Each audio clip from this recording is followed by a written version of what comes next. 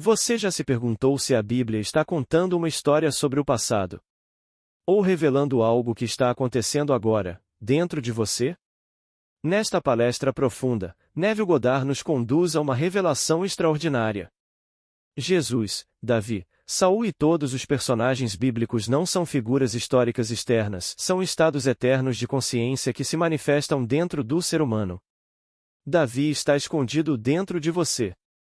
E um dia ele desperta.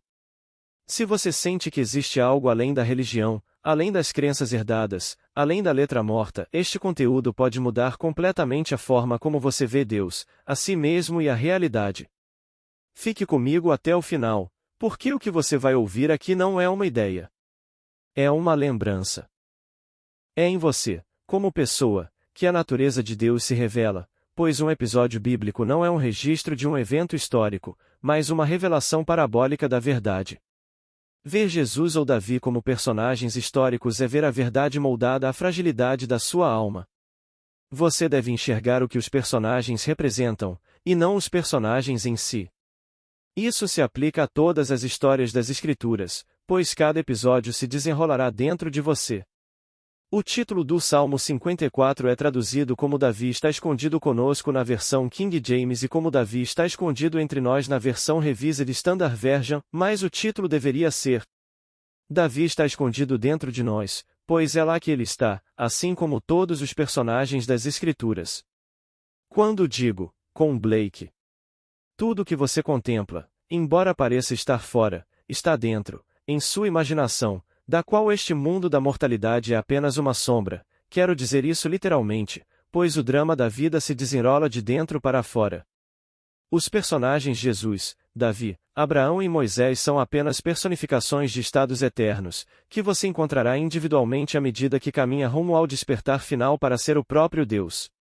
Em seu poema Saul, Robert Browning narra a história registrada no capítulo 16 do primeiro livro de Samuel, de como Davi curou Saul dos espíritos malignos que o Senhor havia enviado sobre ele. Não veja Saul como um homem, mas como a humanidade. Ele é o ser humano mencionado no capítulo 4 do livro de Daniel. E disse o grande vigia: cortem a árvore, cortem os seus ramos, espalhem as suas folhas e os seus frutos, mas deixem o tronco. Então, a árvore se personifica como que ele seja regado com o orvalho do céu, que ande com os animais da terra. Tirem dele a mente do homem e deem-lhe a mente do animal. Passem sobre ele 7 tempos, até que reconheça que o Altíssimo domina sobre o reino dos homens e o dá a quem ele quer, até mesmo ao mais humilde dos homens. Saul personifica a mente do animal, pois Saul enlouqueceu, ele era violento e não conseguia se lembrar de quem era. Então, Davi aparece e o cura de sua loucura, falando-lhe da vinda do Messias, dizendo: ó Saul, será um rosto como o meu que te receberá, um homem como eu, a quem amarás e por quem serás amado para sempre, uma mão como esta abrirá para ti as portas de uma nova vida. Vê o Cristo de pé. Você pode pensar que isso é um episódio nas páginas da história, mas é um drama que se desenrolará dentro de você. Como um ser insano em busca de um salvador externo, um dia você encontrará Davi, aquele que nunca caminhou sobre a face da terra, e se salvará. Todas as revelações têm um caráter de certeza inerente. Quando Davi estiver diante de você, você, que estava insano até um instante atrás, tendo esquecido quem você é, se lembrará. Então, como Saul, você verá a verdadeira relação entre você e seu filho, e a revelação de quem você realmente é. Então você, que antes era Saul, se tornará Paulo e dirá: doravante, não considero ninguém do ponto de vista humano, embora antes eu tenha considerado Cristo do ponto de vista humano, agora não o considero mais assim. Paulo foi ensinado a acreditar em um passado histórico externo de Israel. Para ele, Davi era o rei dos reis. Mas quando Deus revelou seu filho nele, Paulo afirmou que não via ninguém como sendo de carne e osso. Que homem, acreditando na historicidade das Escrituras, poderia entender o que Paulo estava dizendo, sendo que ele era quem antes atormentava qualquer um que não aceitasse a historicidade do Antigo Testamento? Mas, ao discutir o Messias, Paulo confessou que não conseguia mais acreditar em nenhum personagem histórico do Antigo Testamento. O Novo Testamento, é claro, ainda não havia sido escrito. Por meio da revelação, Paulo sabia quem era o Messias e quem era o Senhor. Vendo a si mesmo como o Senhor, aquele que o mundo acredita ser Jesus, Paulo sabia que aquele que o mundo acreditava ser um rei poderoso era seu filho unigênito, que nunca foi de carne e osso. Ele sabia que todo o episódio ocorreu no Espírito e disse: Quando aprouve a Deus revelar seu filho em mim, não conversei sobre isso com carne e sangue. Ver Jesus, Abraão, Moisés, Jacó ou qualquer personagem das Escrituras como homens de carne e osso, externos a você nas páginas da história, é ver a verdade moldada à fragilidade da sua alma, pois, até que a revelação aconteça, você é incapaz de suportar a força da luz da revelação. Não há nada mais difícil do que abandonar uma ideia fixa, especialmente no que diz respeito à religião ou à política. Nascido em um determinado grupo religioso, sua mãe lhe ensinou o que aprendeu com a mãe dela. A escola e a igreja que você frequenta confirmam as palavras da sua mãe, e você acredita que os personagens das Escrituras viveram no tempo e no espaço e deixaram um registro de sua existência física, quando não é bem assim. Todas essas são revelações de um drama eterno que reside em você, pois o seu verdadeiro ser é a sua própria e maravilhosa imaginação humana. Muitas vezes me perguntam se acredito que existiu um homem chamado Jesus, e sempre respondo: não. Eu acreditava, sim, mas não acredito mais na historicidade de nenhum personagem das Escrituras, pois os encontro como estados personificados. Entrei no estado final, que é Jesus, e nesse estado me foi revelado que eu sou Jesus e Cristo é meu Filho. Cristo, meu poder criador e sabedoria, é aquele que foi ungido com o óleo da alegria e chamado Davi. Foi em espírito que Davi chamou Jesus de Pai. Ele não faz isso em carne, pois, se você analisar os eventos cronologicamente, verá que estão separados por 1000 anos, e digo-lhes que a história é contemporânea. Não é algo do passado. O Senhor Jesus está com você agora, neste exato momento, pois Ele é o seu próprio ser, a sua realidade. É-nos dito que Ele é um Pai no capítulo 17 de João, como: Pai Santo, guarda-os em teu nome, o nome que me deste, para que sejam um, assim como nós somos um.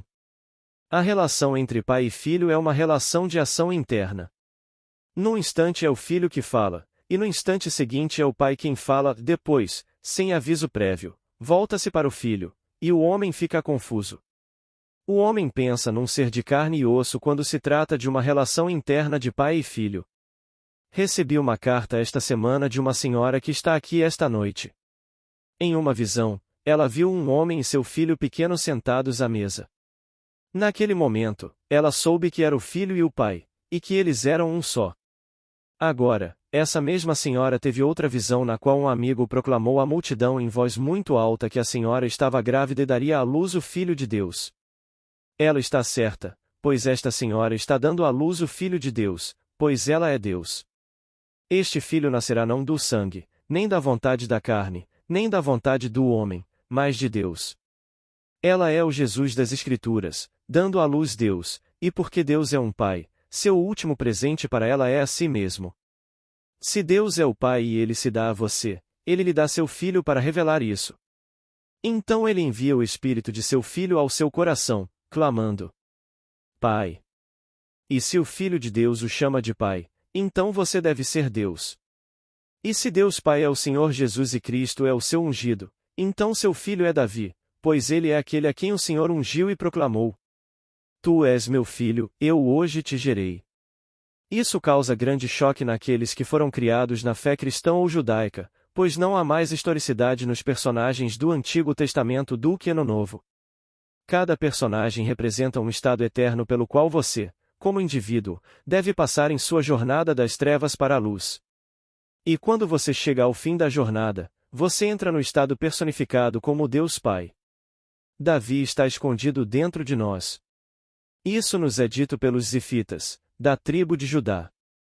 Se você ler as Escrituras corretamente, verá que o único filho de Jacó mencionado na genealogia de Jesus é Judá. Isso nos leva a Saul, a quem foi revelado que Davi estava escondido dentro dele. Como um homem insano, Saul não conseguia entender. Se Davi está escondido dentro de mim, onde devo procurá-lo? Mas espere. Davi sairá. Eu sei. Em algum momento haverá uma explosão dentro de você que libertará Davi, que está escondido em você, pois todos nós somos os insanos de Daniel. Olhe para o mundo hoje e pergunte-se se não somos todos insanos, quando nos matamos e enganamos uns aos outros, quando realmente não há outro. A oração é para que eles sejam um, assim como nós somos um. Isso porque eles não percebem que somos todos um só ser. Nada pode levá-lo a essa compreensão, a não ser a revelação do Filho ao Pai. Sei que muitas de vocês estão dando à luz o Filho de Deus. Outra senhora aqui presente escreveu esta noite dizendo que estava dormindo na casa de uma amiga quando viu um bebê, sem roupa, deitado em um cobertor. Ao pegá-lo, ouviu a campainha tocar. Ao abrir a porta com a criança nos braços, viu sua filha, que disse: "Mãe, vista seu bebê porque trouxe uma amiga." Ao entrarem na casa, a amiga deu um tapinha nas costas do bebê e disse: "Que criança linda."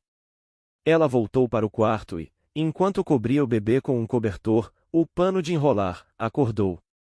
Esta é uma maravilhosa prefiguração do verdadeiro evento registrado nas Escrituras. Então ela conhecerá a verdade a respeito do nascimento de Deus. Outra senhora viu a criança como sendo o filho de sua irmã. Segurando-a nos braços, olhou para o seu rosto, que se transformou no de um querubim, que lhe sorriu. Então ela soube que não podia entregar a criança, pois era sua. Isso também é uma premonição. Todas essas são prefigurações. Essas senhoras são todas mães com seus próprios filhos. A última senhora tem 5 filhos, contudo, a criança de sua visão é espiritual, pois toda a Bíblia, do início ao fim, é um documento sobrenatural e não um fato histórico, como se acredita. Se você vê Jesus como uma figura histórica, é porque não tem coragem de encarar a luz brilhante da revelação da verdade. Eu sei que, quando ela chegou até mim, tudo dentro de mim desmoronou. Dizem que, no fim, todos os edifícios cairão. Esses edifícios são as estruturas da mente pelas quais vivemos. A crença na historicidade de Jesus é um edifício, a crença na historicidade da Bíblia é um edifício. Exteriorizadas como igrejas e catedrais, elas são belas, mas todas ruirão dentro de você nos seus últimos dias.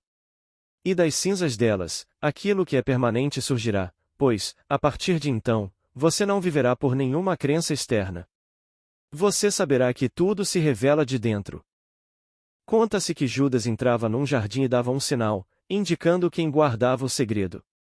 O sinal era um beijo. Você encontrará essa história no capítulo 14 do Evangelho de Marcos. Ao lê-la, você pode pensar que se trata de um episódio que ocorreu em algum passado histórico, mas não é. É algo que você vivenciará. Então descobrirá que o drama é contemporâneo. Está acontecendo conosco agora, pois eu já o vivi. Estou ensinando a palavra de Deus a partir da minha experiência, portanto, eu sou a palavra que foi proclamada. Eu a enviei de mim mesmo, revestindo-me de carne, pois a palavra se fez carne e habita em mim. Quando tudo o que a palavra implica se desdobrou em mim, contei minhas experiências a um grupo de 12 homens, e quando um deles se retirou, eu soube que ele iria revelar meu ensinamento. Então, um homem belo e maravilhoso entrou para cumprir o capítulo 14 de Marcos. Este é o sinal que eu lhes dou, e aquele a quem eu beijar, esse é o homem. Tratem-no com bondade, mas não o soltem. Se esta é a verdade, não o soltem, pois é a verdade que eu vou beijar. Aproximando-se de mim, o homem estendeu os braços em adoração, me abraçou e me beijou no lado esquerdo do pescoço. Ora, a palavra Judá significa louvar com os braços estendidos. Foi Judá quem me abraçou e me beijou, rasgando a manga da minha camisa e revelando o braço do Senhor, cumprindo assim as Escrituras. E quem creu em nossa mensagem? A quem foi revelado o braço do Senhor? O braço é o símbolo do poder criador de Deus. Foi isso que se revelou em sua bela imagem. Ali estava um homem belo, por volta dos 40 anos, gloriosamente vestido, cumprindo tudo o que as Escrituras dizem que ele fará quando vier. Creiam em minhas palavras, pois são verdadeiras. Deixem para trás tudo aquilo em que vocês acreditavam antes, mas não deixem de lado a palavra da verdade. Sei que é difícil abandonar a crença na historicidade das Escrituras. Quando cheguei a Los Angeles pela primeira vez, em 1945, fui convidado por um homem muito proeminente no campo da metafísica para ministrar uma série de palestras sobre a Bíblia. Na noite em que cheguei, eu deveria falar para 400 ou 500 de seus ex-alunos. Cerca de 5 minutos antes de subir ao palco, o homem me chamou de lado e disse que eu não poderia falar sobre a não-historicidade da Bíblia, porque ele ensinava a Bíblia como história e não queria perturbar seus alunos. Agradeci-lhe, disse-lhe que, como era seu convidado, acataria a sua decisão naquela noite, mas que no futuro ele não poderia me dizer o que dizer.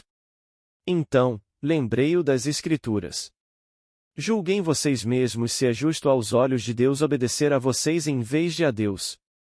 Só posso falar do que vi e ouvi.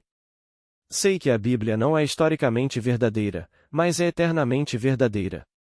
Os registros ali contidos são eternos e podem ser experimentados por todos. As Escrituras são uma revelação da verdade que carrega consigo uma certeza tão inegável. Tendo ouvido a verdade de alguém que a vivenciou, você pode achar que minha mensagem é difícil de compreender, mas quando ela se manifesta em você, a dúvida desaparece, pois você conhece a verdade por experiência própria. Toda história é verdadeira, mas não exatamente como foi registrada. Não se tratava de história secular, mas de história divina ou sagrada, que é eterna. Não é algo que aconteceu no passado ou que virá, o clímax já foi alcançado e está sempre sendo alcançado a cada instante. O Jesus das Escrituras está sentado aqui esta noite. E seu filho, testemunhando sua paternidade, está escondido em você. No Salmo 54, Saul foi informado de que Davi estava escondido dentro dele, assim como estou dizendo a você agora. Davi está escondido em você e sairá quando uma explosão ocorrer dentro de você. E quando você vir Davi, ele estará de pé. É por isso que acredito que Browning teve essa experiência, porque o simbolismo que ele usou é perfeito. Vejam o Cristo de pé. Quando vi Davi, eu estava sentado, mas ele estava de pé. A palavra Cristo significa o Messias. Diante de Saul, Davi fala da vinda do Messias, dizendo: seu rosto será como o meu. Ele será um homem como eu. Você amará o Messias e ele o amará para sempre. Esse relacionamento entre você e Davi é de amor infinito e eterno. Aqui, Davi está dizendo a Saul que ele é o Messias, pois ele é o Cristo, o ungido do Senhor. Então, ele disse: uma mão como esta abrirá a porta de uma nova vida para você. E, de pé diante dele, diz: veja o Cristo de pé, mas Saul não conseguiu entender. Aqueles que leem Browning não compreendem esse ponto porque ele entra em conflito com suas ideias fixas a respeito de Jesus. Eles pensam que ele é o Cristo, mas eu lhes digo: Jesus é Deus Pai, cuja revelação final ao homem é a doação de si mesmo. Deus se entrega a você enviando seu Filho ao seu coração, clamando: Pai. Revelando assim sua verdadeira identidade. Até então, você não sabe que é Jesus e permanece confuso ao ouvir tantas crenças diferentes. Falo disso apenas da plataforma onde vocês vieram ouvir, mas jamais entraria em suas casas e ofereceria essa informação espontaneamente. Seria insensato e completamente inadequado. Seria como pegar minhas pérolas e jogá-las diante daqueles que ainda não estão qualificados para recebê-las, por isso não os perturbo. Mas vocês, que conhecem o assunto, são chamados a expressar o que sabem. E vocês, que são movidos a ensinar, ensinem as palavras verdadeiras do modelo que lhes dei, mas adaptem o modelo. Paulo chamou esse modelo de meu evangelho. Paulo tinha muito orgulho de ter nascido judeu, dizendo: eu nasci da descendência de Abraão, da tribo de Benjamim, fariseu dos fariseus. Então, tudo se revelou para ele, e ele percebeu a não historicidade de seu próprio grande livro, embora ele próprio fosse verdadeiro. Ele reconheceu os personagens ali registrados como um estado eterno pelo qual todo indivíduo deve passar. Um dia você experimentará o estado de Abraão e saberá o que é a verdadeira fé. Quando você vir aquele gigante encostado em uma árvore, verá uma serpente enrolada em seu tronco. A serpente terá um rosto humano com a expressão mais sábia. Em Gênesis, a serpente é descrita como a mais sábia de todas as criaturas de Deus. E você verá que os olhos de Abraão estão voltados para o tempo, como registrado no livro de Gálatas. A Escritura, prevendo que Deus justificaria a todos pela fé, anunciou o Evangelho antecipadamente a Abraão.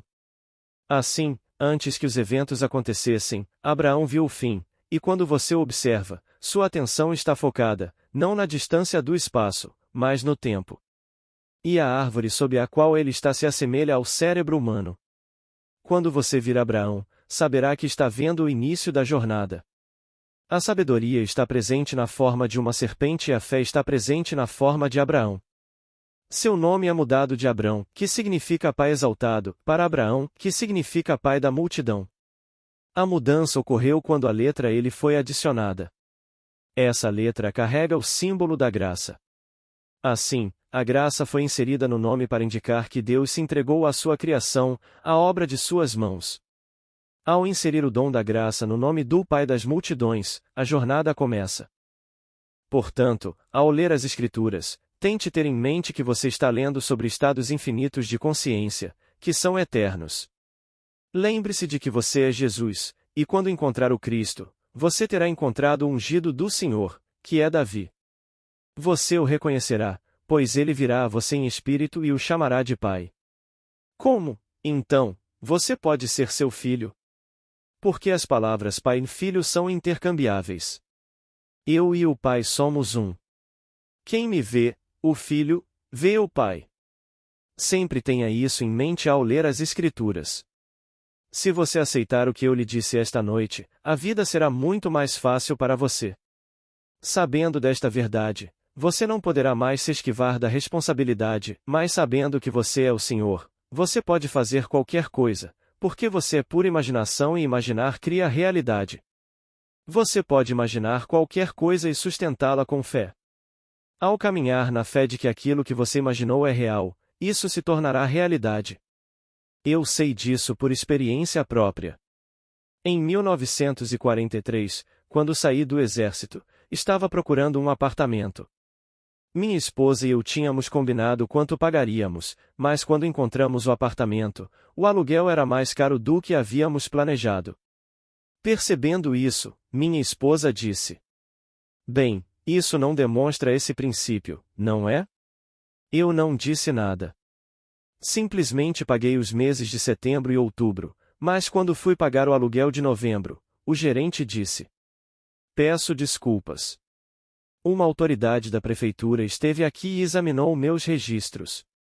Descobriu que o apartamento que você alugava anteriormente era alugado por um valor menor. Então, ele me informou o novo valor do aluguel, que era exatamente o valor que eu havia combinado inicialmente. Levei 3 meses pagando o valor que imaginava, mesmo pagando mais durante esse tempo. Mas, como o desconto no aluguel era retroativo ao dia em que me mudei, recebi o reembolso total no início do 3º mês. Eu me comprometi, em minha imaginação, com o valor que pagaria. Fui procurar um imóvel e, como eu pagaria mais, na visão dele, ele me concedeu todo tipo de vantagens que não teria concedido se eu tivesse pago o mesmo que o inquilino anterior. Para começar, ele nos permitiu escolher o papel de parede, as cores e os cômodos que queríamos pintar. Ele até construiu uma estante para mim que ocupava uma parede inteira, para todos os meus livros. Ele fez tudo o que eu queria, mas se eu tivesse entrado lá e conseguido o aluguel pelo valor que eu havia combinado, ele não teria construído a estante, não teria me dado o papel de parede nem pintado o apartamento inteiro de acordo com as minhas especificações. Só então o aluguel foi reduzido para o valor que eu havia imaginado, e permanecemos lá por quase 14 anos. Eu lhes digo: a imaginação não os decepcionará se forem fiéis. O que eu poderia dizer quando confrontado com a negação da minha suposição? Nada. Simplesmente não desisti, e quando chegou a hora certa, minha suposição se tornou realidade. Exorto-os a estabelecer metas ambiciosas. Imaginem que já as alcançaram e desfrutem dessa sensação. Persistam e eu lhes prometo que nada neste mundo poderá roubar-lhes aquilo que vocês imaginaram. Mas o mais importante é saber que aquilo que reside dentro de vocês é o plano de redenção de Deus, e somente Ele se redime. Deus veio ao mundo e habitou em vocês. Agora ele vai descobrir quem ele é, pois é em vocês, como pessoas, que a natureza de Deus se revela. Agora, vamos entrar em silêncio.